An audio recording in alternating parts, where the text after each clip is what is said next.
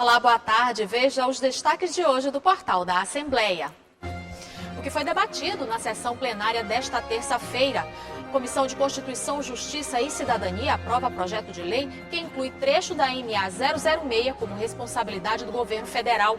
E o governo do estado encaminha à Assembleia Legislativa do Maranhão projeto que cria o Estatuto Estadual dos Povos Indígenas.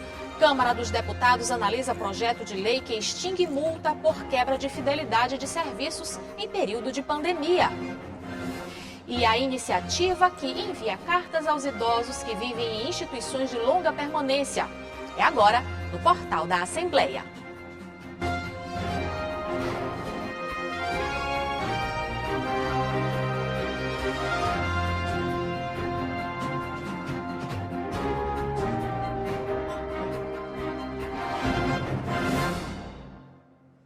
E a gente começa o Portal da Assembleia indo direto ao plenário Najib Aikel, onde está o repórter Ronald Segundo, que acompanhou a sessão plenária de hoje. Boa tarde, Segundo.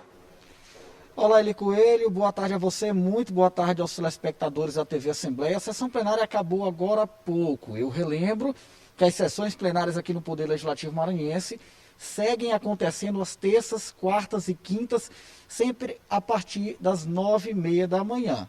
E hoje, Eli Coelho, a primeira sessão da semana foi bastante movimentada. Tivemos vários pronunciamentos durante o pequeno expediente, durante o tempo dos blocos. Os trabalhos foram conduzidos interinamente pelo deputado estadual César Pires e alguns temas vieram até o parlamento. Entre eles, reivindicação de melhoria relacionada a algumas rodovias estaduais e também investimentos do governo do estado na região sul, mais precisamente investimentos relacionados ao setor esportivo. Eli, a gente acompanha agora um pouco dos detalhes que movimentou a sessão plenária desta terça-feira aqui na Assembleia Legislativa do Estado do Maranhão. O deputado Rafael Leitor iniciou os pronunciamentos. O líder do governo na casa destacou ações do Poder Executivo Estadual na cidade de Timon. O deputado Luiz Henrique Lula da Silva chamou a atenção em defesa de famílias envolvidas em um caso de reintegração de posse no município de Tutóia. Já o deputado professor Marco Aurélio falou sobre a construção de arenas esportivas na região tocantina. Segundo o parlamentar, as obras são do governo do estado do Maranhão. Esse compromisso do governo Flávio Dino com a nossa região tocantina é o que garante o meu respeito e a parceria para a gente continuar realizando ainda mais. Parabéns ao governo, parabéns a todos os municípios beneficiados. Muito obrigado. O deputado Marcos Caldas repercutiu a agenda política no interior do estado. O deputado doutor Iglesio demonstrou preocupação com os efeitos da pandemia na rede municipal de educação de São Luís. No tempo dos blocos, o deputado Rildo Amaral registrou a agenda nos municípios de Riachão e Carolina, cidades que estão recebendo investimentos do governo do Maranhão no setor esportivo. Já o deputado Vinícius Louro demonstrou preocupação com rodovias que ligam municípios da região do Médio Mearim. Hoje eu venho aqui requerer a Cinfra, ao governo do estado do Maranhão, que possam ali atender nossa indicação, ao anseio da população, que realmente está todo mundo reclamando, sofrendo bastante com essa estrada, que possa fazer um serviço de recapeamento paliativo. Por que eu digo um serviço de recapeamento paliativo? Porque ali já não jamais cabe mais remendar. O remendo ali que vai ser colocado, o tapa-buraco, é só uma forma paliativa que possa fazer um contrato, um projeto, e desse projeto uma licitação para contratar uma empresa para refazer aquela estrada. A deputada Socorro Aquim também se pronunciou no tempo dos blocos e deu destaque para a assinatura da ordem de serviço para a construção de 4 pontes na rodovia MA 040.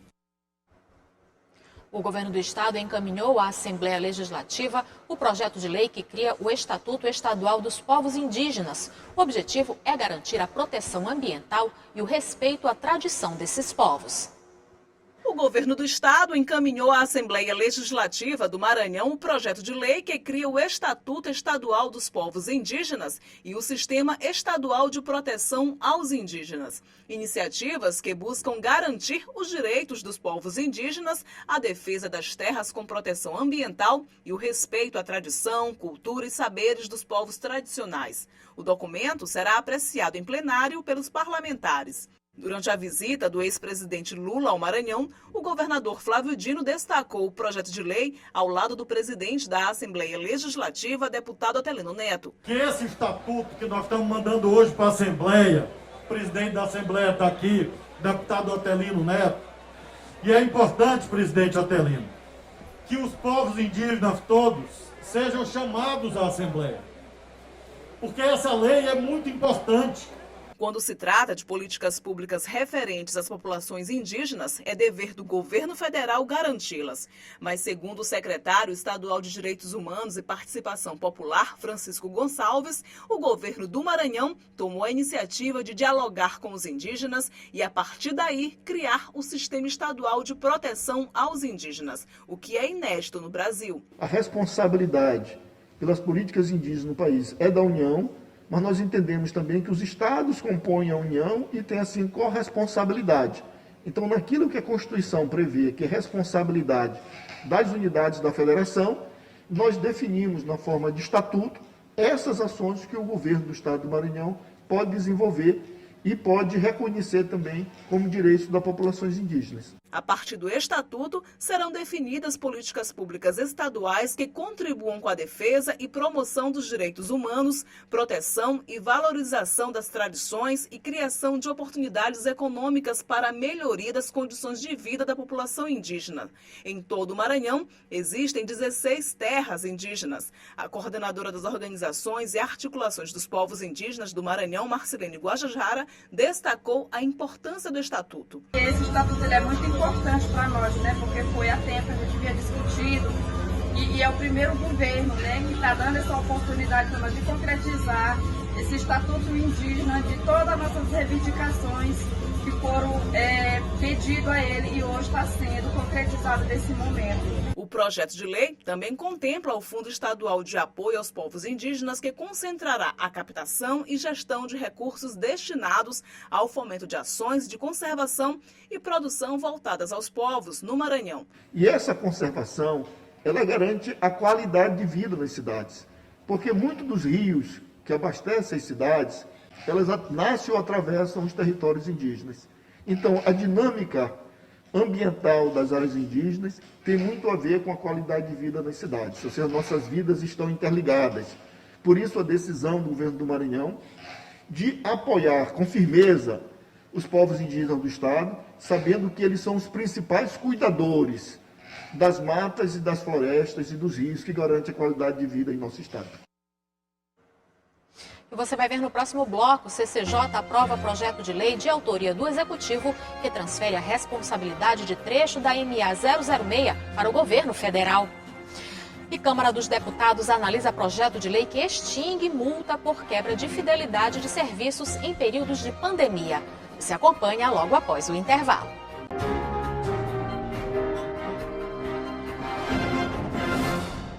O ministro da Saúde, Marcelo Queiroga, informou que o avanço da terceira dose contra a Covid-19 no Brasil deve acontecer após a consolidação da segunda dose de imunização contra a doença. Aqui na Assembleia Legislativa, o deputado César Pires já se manifestou favorável à aplicação da terceira dose para os profissionais de saúde. Nós vamos falar ao vivo com o repórter Joelson Braga, que vai conversar com o deputado sobre essa e outras demandas. Boa tarde, Joelson. Boa tarde, Eli. Boa tarde a todos que nos assistem. Isso mesmo, essa questão da terceira dose da vacina é um tema que não é só aqui no Brasil. Estados Unidos, França, Alemanha, o nosso vizinho aqui, o Chile, já começou a vacinar com a terceira dose. E aqui no Parlamento Estadual, o deputado César Pires, que está aqui ao meu lado, já se manifestou favorável à aplicação da terceira dose, principalmente no grupo dos profissionais da saúde. Não é isso, deputado? Boa tarde. Boa tarde. Pois é. E não foi à toa que eu fiz isso. Eu fiz sustentado em fatos de pessoas que convivi, pessoas com mais de 70 anos, que ainda que extremamente zelosos com sua saúde e ter tomado as duas vacinas, eles foram a óbitos. E outros também, que apesar de ser zelosos também, ter cumprido as regras como determina a lei e os ditames das organizações da Organização Mundial de Saúde, não conseguiram fazer com que a vacina cumprisse o seu mistério, eu diria assim. E eu fui à tribuna alertar, evidentemente que com muito cuidado, para que isso não se transformasse num pandemônio, isso não diminuísse ainda mais a credibilidade do povo em relação às vacinas, mas sem deixar de citar. Isso aconteceu também em Oxford, também ela estuda essa possibilidade de algumas doenças causadas pela AstraZeneca, que está sendo estudada também. Então, não é nada alarmante, mas que deve ser levado em consideração, deve sobretudo para os profissionais de saúde. Posteriormente a isso, você já vê inúmeros outros casos, inúmeros outros países que já admitem, inclusive a Europa, a possibilidade da terceira vacina, e outros já estão até praticando a terceira dose. Deputado, agora mudando de assunto, a gente sabe que a vacina está em voga, esse assunto, mas a gente tem outros assuntos importantes para tratar com o senhor. O senhor foi o autor de uma PEC que criou o Fundo Estadual de Proteção aos Animais. E é impressionante quando a gente trata desse assunto de violência contra os animais, é muito recorrente aqui na Assembleia Legislativa. E esse fundo veio justamente para enfrentar essa realidade tão sofrida por esses bichinhos, né, deputado? Pois é, esse era o pressuposto básico. Quando nós construímos, a Assembleia respondeu, o presidente promulgou uma PEC, mas falta regulamentação por parte do Estado, para encaminhar na LOA o recurso para essas ONGs. É algo que a gente vê, brinca, coloca em rede social, fica solidário, mas na prática não existe nada disso. Porque quando o Estado pode fazer, a Assembleia fez a sua parte aqui, fez uma PEC, a PEC é aprovada por unanimidade dos meus pares, promulgada de imediato pelo presidente Otelino, mas o governo não regulamentou. Ou seja, alguém do governo pode agora vir à tribuna, ou o próprio governador falar em proteção aos animais, quando ele tem os instrumentos, as ferramentas necessárias, e não leva a termo isso, regulamentando e colocando recurso. Eu creio que essas ONGs vão continuar a fazer um esforço gigantesco, hercúleo, uma verdadeira devoção dessas pessoas, mas que o Estado apenas lamenta de voz, mas não na prática, a gente não vê nada evoluir. Agora, deputado, outro assunto também, o Maranhão vem se tornando um dos grandes produtores de cachaças, né? A gente está vendo isso aí, são várias regiões fabricando, né? E já com exportação para outros estados e até para o exterior. O senhor recentemente visitou, né, aquela região lá de Lago dos Rodrigues, né, um grande produtor de cachaça, e o senhor está pedindo apoio lá para os produtores locais. Pois é, eu me dispus ali com os produtores a criar a Associação dos Produtores de Cachaça de Lago do Rodrigues, e tem contato com o presidente do SEBRAE e o presidente do Senar, que é o mesmo, para que ele possa responder e qualificar esse povo, orientar para a melhoria qualitativa da produção e também da qualidade. Veja bem, de quantitativa também. O que acontece? Às vezes você tem uma cana que ela não é propícia para esse tipo de situação. Mirador passou por esse experimento e foi buscar cana lá em Balsas, melhorou a produtividade por hectare, além da qualidade da cana. Resultado, cachaça de qualidade já nas prateleiras. Uma cachaça que lá você vende a R$ 3,50 o litro, quando você pode vender a R$ 12, R$ 15 reais aqui para o supermercado. Veja bem o aumento gigantesco, sem aumentar o labor dessas pessoas, mas melhorando a qualidade. E o presidente do Senar e do SEBRAE já se dispôs a marcarmos um dia para que a gente possa dar a qualificação desse pessoal e a melhoria dos alambiques de Lago do Rodrigues. Acho que é um grande avanço que nós vamos dar. Ok, deputado, eu queria agradecer a sua presença aqui. Boa tarde e bom trabalho aqui na Assembleia Legislativa. Pois é, mas eu queria também lembrar a questão das barreiras fitossanitárias. O governo fechou muitas barreiras. Uma delas bem aqui, no Estreito, a principal. Portanto, São Luís, na verdade a grande ilha, pode estar consumindo carne sem qualidade. E facilitando para as pessoas que utilizam desse expediente trafegar com carnes mortas não sei aonde, na moita, em cima de carro, como não tem barreira, também pode ser o peixe, pode ser o pescado de forma geral, e o Estado se silencia em relação a essa situação. Nós vamos provocar uma audiência pública aqui também, acho um tema extremamente relevante. Ok, obrigado, deputado. Tá importante ali, a gente conversou com o deputado César Pires, vários temas que são trazidos aqui constantemente na tribuna da Assembleia Legislativa. Eu volto com você. Obrigada, Joelson Braga. E parlamentares que fazem parte da Comissão de Constituição, Justiça e Cidadania da Assembleia Legislativa se reuniram hoje para analisar 40 itens, entre proposições, projetos de leis e medidas provisórias. O trecho da MA 006, que deve passar a ser responsabilidade do governo federal, foi um dos itens aprovados pela CCJ.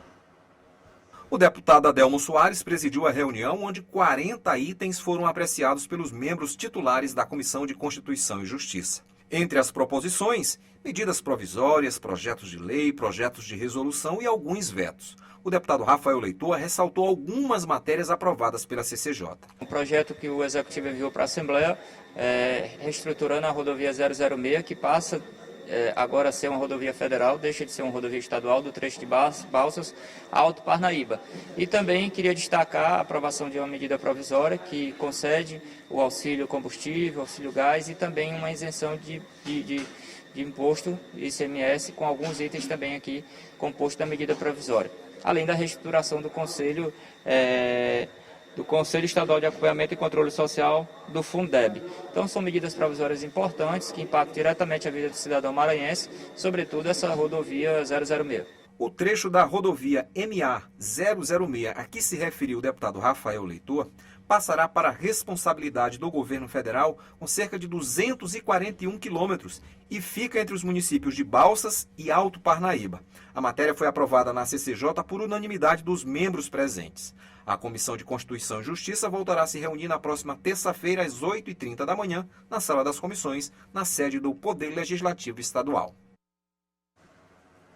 A Receita Federal abriu hoje a consulta para o 4º lote de restituição do Imposto de Renda Pessoa Física 2021, que também inclui restituições de anos anteriores. Para saber se teve a declaração liberada, o constituinte deve consultar o site gov.br/Receita Federal. O crédito será feito no dia 31 de agosto.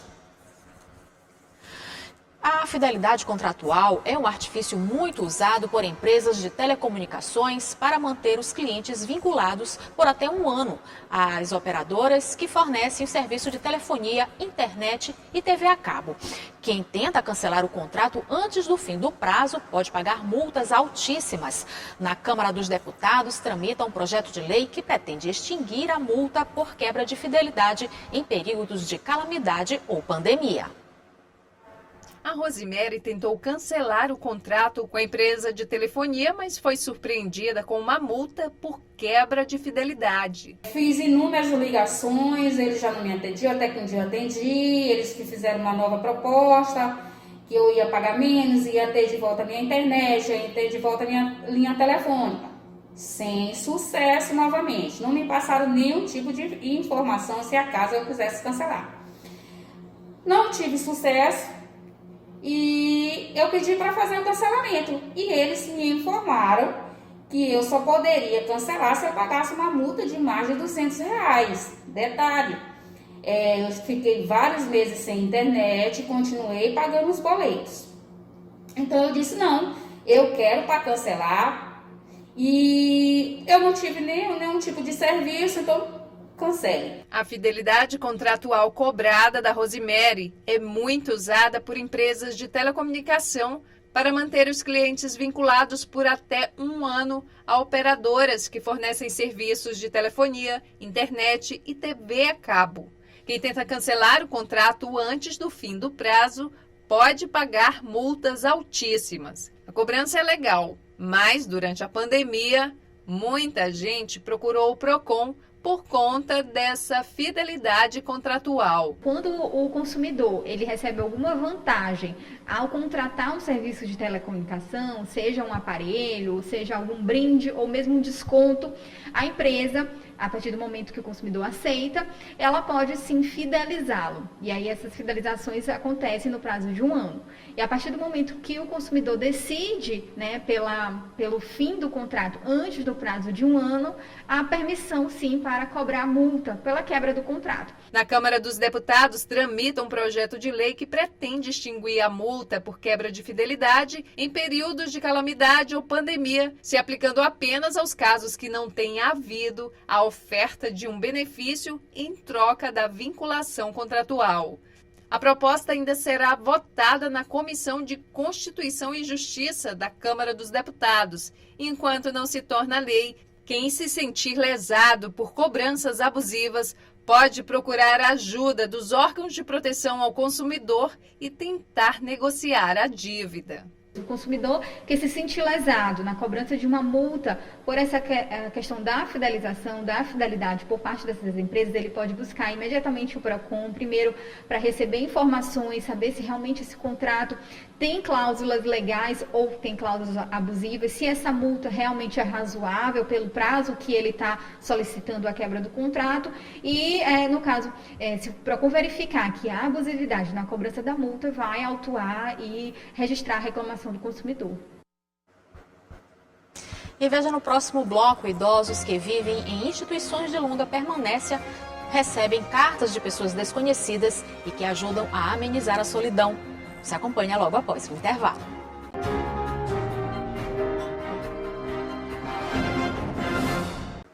Começaram hoje e seguem até o dia 5 de setembro os Jogos Paralímpicos de Tóquio 2020. O Brasil conta com 290 atletas, sendo que 3 maranhenses estão competindo. Pamela Pereira no vôlei sentado, Jardiel Vieira no futebol de 5 e Rayane Soares no atletismo. E por causa da pandemia e dos riscos de contaminação, idosos que vivem em instituições de longa permanência não podem mais receber visitas, principalmente de voluntários que serviam de companhia para quem havia sido deixado de ser lembrado por familiares. Mas para tentar amenizar a solidão, pessoas que participam do projeto Bem Vividos entregam cartas para os idosos que vivem nesses locais, como forma de matar a saudade e deixá-los felizes com a lembrança. Não sabemos como será, mas mantemos a esperança viva dentro de nós. É com essa forma carinhosa que idosos que vivem em abrigos na capital maranhense estão recebendo o carinho de pessoas que nunca viram na vida. A professora aposentada Thelma Fernandes, 77 anos bem vividos, foi uma delas. Eu senti que tinha alguém que estava interessado em falar com a gente, procurar ter conhecimento do que a gente sente. As cartas são enviadas de forma online para o projeto Bem Vividos, que existe há quase 4 anos e antes da pandemia organizava visitas a esses locais. Agora, por conta da pandemia, os voluntários do projeto reescrevem ou até mesmo digitam e entregam cartas para os idosos que vivem nesses locais. Uma forma de matar a saudade e deixá-los felizes com a lembrança. A ideia veio de uma diretora de um dos lares de idosos aqui em São Luís, né?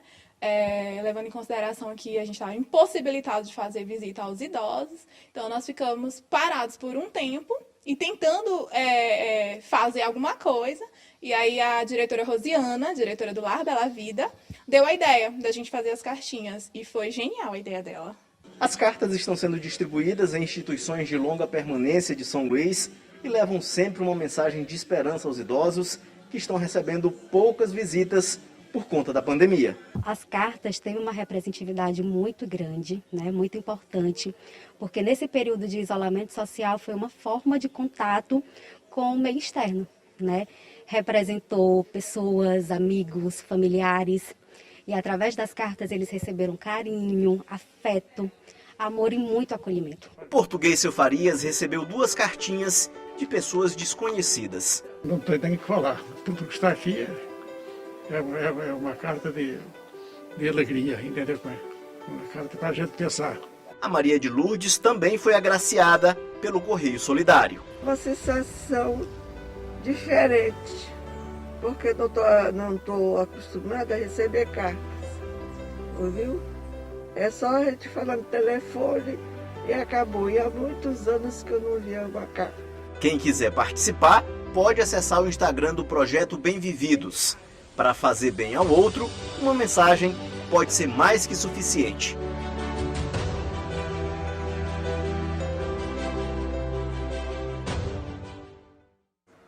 E só para reforçar, o projeto Bem Vividos realiza todos os trabalhos de forma voluntária e gratuita. E para mandar algum presente ou uma cartinha, o texto para o e-mail projeto.bemvividos@hotmail.com. Quem quiser também pode entrar em contato pelo Instagram @projeto.bem_vividos.